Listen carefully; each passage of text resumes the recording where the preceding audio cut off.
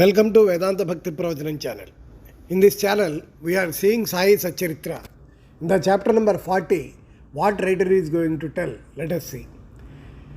In this chapter, we give two stories. How Baba attended the Udyapan ceremony organized by Mr. B.V. Dev, his mother at his house at Dahanu, and how Baba attended the Shimga dinner party in Ahmad Pansot at Bandra.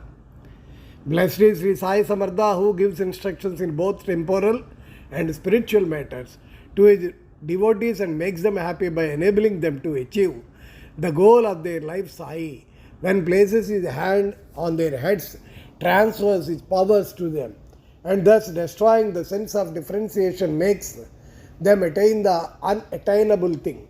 He who embraces the bhaktas, who prostrate themselves before him, with no sense of duality or differentiation. He becomes one with the bhaktas as the sea with the rivers. Now, to revert to the stories of its chapter, Mr. Dev's Udyapan ceremony. Mr. B.V. Dev was a Mamaltadar at Dahanu. His mother had observed 25 to 30 religious vows, and a Udyapan ceremony in connection therewith was to be performed. This ceremony included the feeding of 100 to 200 Brahmins. Mr. Dev fixed a date for the ceremony and wrote a letter to Bapu Sahib Jog, asking him to request Sai Baba on his behalf to attend the dinner of him, to request Sai Baba on his behalf, as without his presence the ceremony would not be duly completed. Bapu Sahib Jog read out the letter to Baba. Baba noted carefully the pure-hearted invitation and said, "I always think of him who remembers me. I require no conveyance, carriage, tonga, train or aeroplane. I manifest myself to him who lovingly called me. Write to him a reply that there three of us, myself, yourself and a third person, will go and attend it." Mr. Jog informed Mr. Dev of what Baba said. Mr. Dev was much pleased, but he knew that Baba never went to any place except Rahata, Rui and Reemgam in person. He also thought that nothing was impossible to Baba, as he was all-pervading and that he might suddenly come in any form and fulfill his works. A few days before this, a sannyasi in Bengali dress and professing to work for the cause of the protection of the cows came to the station master to Dahanu to collect donations.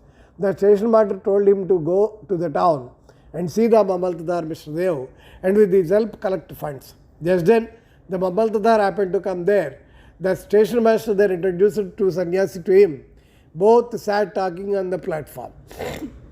Mr. Dev told him that a subscription list for some other charitable cause had already been prepared by the leading citizen Rao Sahib Narottam Shetty, and so it was not proper to start another subscription list, and that it would be better if he would visit the place after 2 or 4 months. Hearing this, the sannyasi left the place. About a month afterward, the sannyasi came in a tonga, which stopped in front of Mr. Dev's house at about 10 a.m. Dev thought that he came for donations. On seeing him busy with the preparations of the ceremony, the sannyasi said that he had come not for money, but for meals. Dev said, "All right, you are welcome in the house." The sannyasi said, "Two lads are with me." Dev said, "Well, come with them." As there was about 2 hours for the meals to be served, Dev inquired where he should send for them. He said that it was not necessary, as he would come himself at the appointed time. Dev asked him to come at noon. Exactly at 12 noon, the trio came, joined the party, and after feeding themselves went away.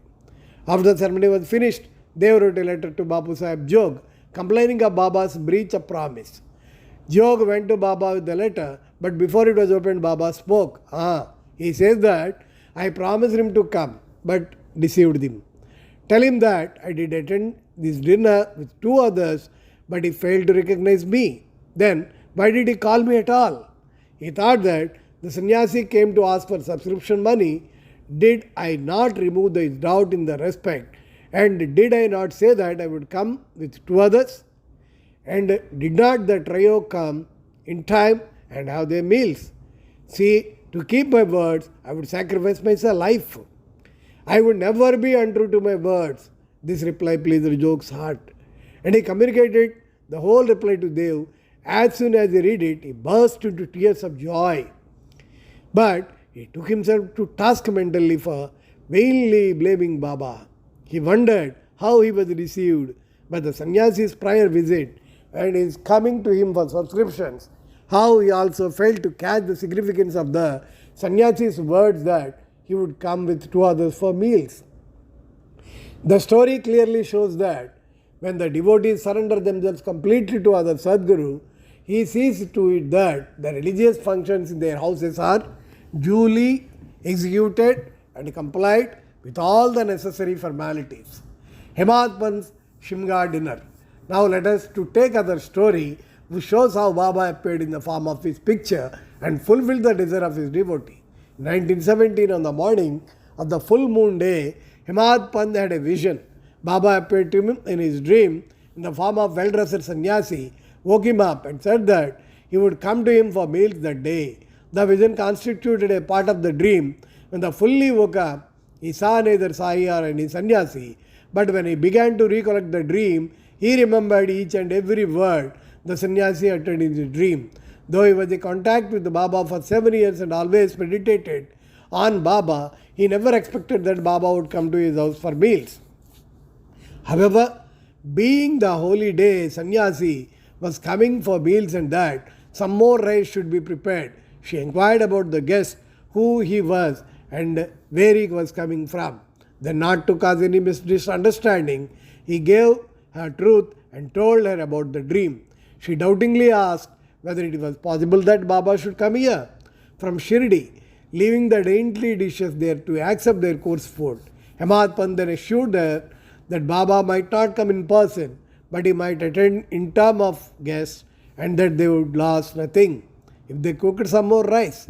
After this preparation for the dinner went on and it was ready at noon, the Holika worship through the leaves were spread and arranged with rangoli around them. The rows were arranged with a central seat between them for the honorable guests. All members of the family, sons, grandsons, daughters, and sons-in-law, etc., came and occupied their seats, and the serving of the various items commenced. While this was being done, everybody was watching for the guest, but none turned up. Though it was past noon, then the entrance was closed, the Anna Shuddhi was served. This was a signal to start eating. Formal offering to the Vaishwadeva and Naivedya to Sri Krishna were also offered, and the members were about to begin. When footsteps in the staircase were heard distinctly, Hemad Pant immediately and opened the door to saw two men there, Ali Muhammad and Maulana Izmu Muzawar. These two persons, seeing that meals were laid out and all the members were about to begin eating, apologized to Hemad Pant and requested him to excuse their interference. They said, "You left your seat and came running to us. Others are waiting for you. So please take the thing and I shall relate all about it later at your convenience." Saying so, he took out from underarm a packet wrapped in an old newspaper and placed it on the table. Hemad Pant uncovered the packet and saw, to his great wonder and pleasant surprise, a big and nice picture of Sai Baba. On seeing it, he was much moved. Tears ran down from his eyes and hair stood on end all over his body, and he bent and placed his head on the feet of Baba in the picture. He thought that Baba had blessed him this miracle of Leela. Out of curiosity, he asked Ali Muhammad how he got this picture. He said that he bought it from a shop and that he would give all the details about it afterwards, and wished that as all the members were waiting for him, he should go and join them. Hemad Pant thanked them, bade them goodbye, and returned to the dining hall. The picture was placed on the central seat reserved for the guest, and after making the due offering of the Naivedya, the whole party commenced eating and finished in a proper time. On seeing the beautiful form of Sai in the picture, everybody was extremely pleased and wondered how all this happened. This is how Sai Baba fulfilled his words, uttered by him in the dream at Hemad Pant. The story of the picture with all the details, how Ali Muhammad got it, why he bought it and gave it Hemad Pant, it reserved for the next chapter. Bow to Sri Sai. Peace be to all.